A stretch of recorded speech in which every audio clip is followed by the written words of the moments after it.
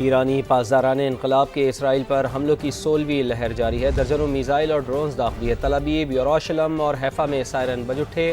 مختلف مقامات پر دھماکے سنے جا رہے ہیں۔ لوگ خوفزدہ ہو کر بنکرز میں چلے گئے ہیں۔ ایرانی پاسداران انقلاب نے دعویٰ کیا ہے کہ انہوں نے اسرائیل کے علاقے مغربی گلیلی میں اسرائیلی فوجی اڈے کو نشانہ بنایا۔ بنی بارک میں اسرائیلی آرمی کے بنیادی ڈھانچے پر بھی حملہ کیا گیا۔ آپ کو اس حوالے سے اپڈیٹ کریں کہ امریکہ اور اسرائیل کی جو دہشت گردانہ کارروائیاں ہیں، اس حوالے سے بھی خبر آپ تک پہنچا رہے ہیں۔ امریکہ اور اسرائیل کی دہشت گردی، ایرانی دارالحکومت تہران میں دھماکے، کئی عمارتیں تباہ ہو گئیں، ہر طرف دھوئیں کے بادل چھا گئے۔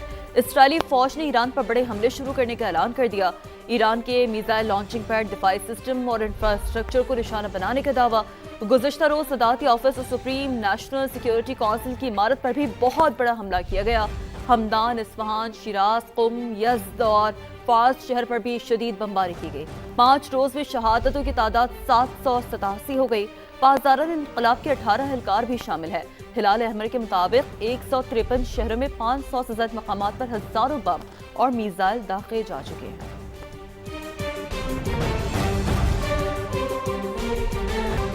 مشرق وسطیٰ کی لپیٹ میں ہے۔ ایران کی جانب سے 5ویں روز بھی خلیجی ممالک پر حملے۔ سعودی عرب میں امریکی CIA کے مرکز پر ڈرون حملہ کیا گیا۔ روسی میڈیا کے مطابق CIA مرکز میں آگ بھڑک اٹھی۔ دبئی میں امریکن قونصلیٹ کو ڈرون سے نشانہ بنایا گیا۔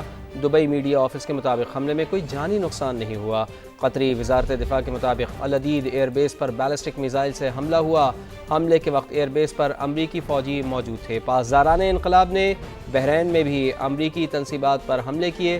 بحرین کے فوجی ترجمان کے مطابق ایران کی جانب آنے والے 74 میزائل اور 92 ڈرونز کامیابی سے روکے۔ سعودی وزارت دفاع کے مطابق ملکی حدود میں داخل ہونے والے 9 ڈرونز کو تباہ کر دیا گیا ہے۔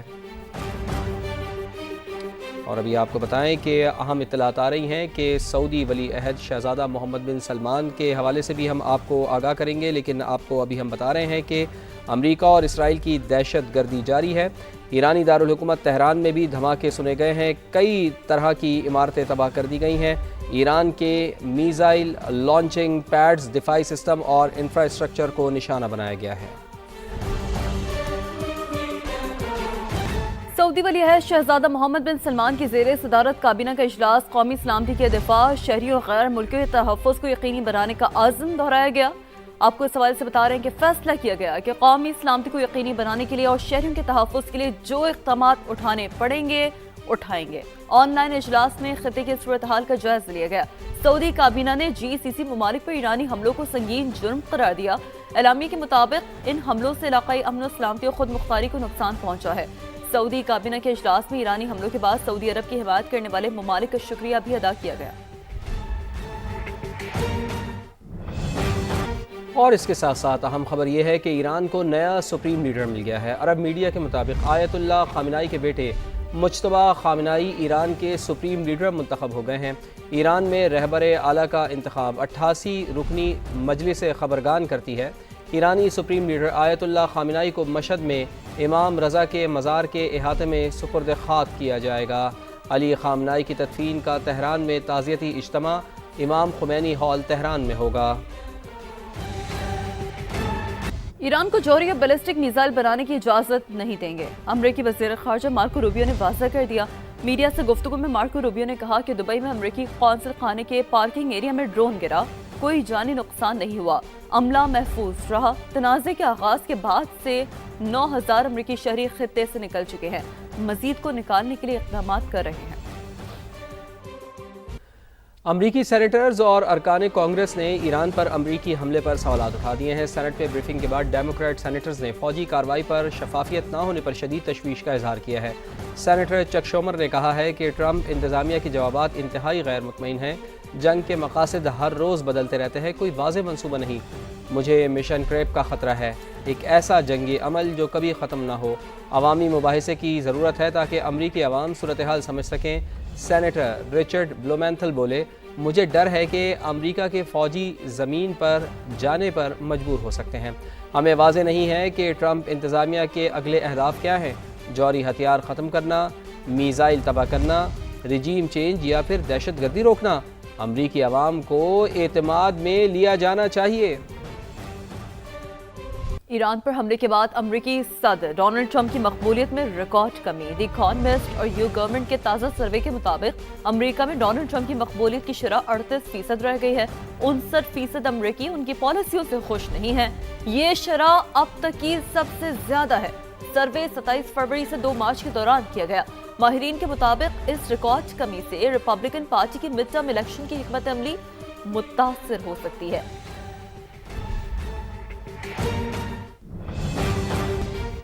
برطانیہ ایران پر کسی بھی جارحانہ حملے میں شامل نہیں۔ برطانوی وزیر اعظم کا ایسا کہنا ہے۔ مشرق وسطیٰ میں ہم اپنے اتحادیوں کے دفاع کے لیے اقدامات کر رہے ہیں۔ کیئر سٹارمر کا ایسا کہنا ہے۔ میں نے ماضی میں عراق جنگ کی بھی مخالفت کی تھی۔ کیئر سٹارمر یہ بھی کہہ رہے ہیں کہ برطانیہ میں اسلامو فوبیا کے خاتمے کے لیے مؤثر اقدامات کیے جائیں۔ ایران کو سعودی سرزمین استعمال نہ ہونے کی یقین دہانی لے کر دی۔ نائب وزیر اعظم اسحاق ڈار کی سینٹ میں سفارتی کوششوں پر بریفنگ۔ بتایا پاکستان سعودی عرب کے ساتھ دفاعی معاہدہ کر چکا۔ ایران سے کہا کہ اسے مد نظر رکھا جائے۔ سب نے دیکھا سعودی عرب اور عمان کے خلاف کم ری ایکشن ہوا۔ وزیر اعظم میاں شہباز شریف اور ترکی کے صدر کا ٹیلی فونک رابطہ ہوا ہے۔ وزیر اعظم نے مشرق وسطیٰ کے بحران پر گہری تشویش کا اظہار کیا ہے۔ ایران پر اسرائیلی حملوں اور خلیجی ممالک پر حملوں کی مذمت۔ وزیر اعظم نے صدر رجب طیب اردوان کو خلیجی ممالک کی قیادت سے حالیہ رابطوں کے بارے میں آگاہ کیا۔ دونوں رہنماؤں کا مزید کشیدگی سے بچنے کے لیے فریقین سے تحمل اور بردباری پر زور۔ وزیر اعظم نے ترک صدر کو افغانستان کے تناظر میں حالیہ پیش رفت سے بھی آگاہ کیا۔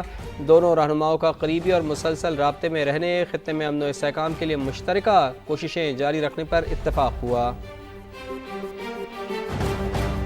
وزیر اعظم شہباز شریف کا خطے کی کشیدہ صورتحال پر پارلیمانی جماعتوں کو اعتماد میں لینے کا فیصلہ۔ سینٹ اور قومی اسمبلی میں اپوزیشن لیڈرز سمیت تمام جماعتوں کے پارلیمانی سربراہان کو آج 11:30 بجے ان کیمرہ بریفنگ کے لیے مدعو کر لیا۔ تحریک انصاف کا ان کیمرہ بریفنگ میں شرکت سے انکار۔ پی ٹی آئی سیاسی کمیٹی کے اجلاس میں یہ فیصلہ ہوا۔ اعلامیے میں کہا گیا کہ بانی سے ملاقات تک کسی حکومتی اجلاس میں نہیں جائیں گے۔ اپوزیشن لیڈر محمود اچکزئی کہتے ہیں پارلیمنٹ کا مشترکہ اجلاس بلا کر سیکیورٹی بریفنگ دی جائے۔ پارلیمانی لیڈرز کو ان کیمرہ بریفنگ کی وجہ سے سینٹ کا آج ہونے والا اجلاس ملتوی کر دیا گیا۔